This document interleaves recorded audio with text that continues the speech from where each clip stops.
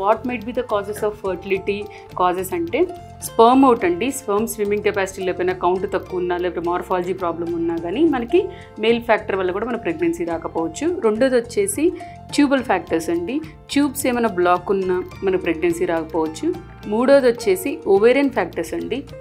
Egg పెరగకపోవటం, egg పెరిగినా పగలకపోవటం, దాన్ని యాన్యువులేషన్ అంటాం, దానివల్ల కూడా మనకు ప్రెగ్నెన్సీ రాకపోవచ్చు. నాలుగోది వచ్చేసి గర్భాశయం ఒక లైనింగ్ అండి, ఇంప్లాంటేషన్. ఆ లైనింగ్స్ చిన్నగున్నా కూడా, ఎండోమెట్రియల్ ఫ్యాక్టర్స్ ఉన్నా కూడా, ఎండోమెట్రియం ఒక థిక్నెస్ ఇష్యూస్ ఉన్నా కూడా మనకు ప్రెగ్నెన్సీ రాకపోవచ్చు.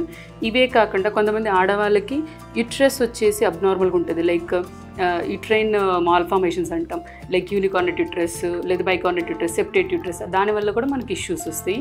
అండ్ ఫైనల్ కాజ్ వచ్చేసి అన్ఎక్స్ప్లెయిన్డ్ ఇన్ఫర్టిలిటీ అండి. స్పర్మ్ బాగుంటుంది, ట్యూబ్ బాగుంటుంది, ఓవరీ అన్నీ కూడా బాగుంటాయి, అయినా కూడా ప్రెగ్నెన్సీ రాకపోవచ్చు. సో ఇవన్నీ కూడా ఇన్ఫర్టిలిటీ కాజెస్.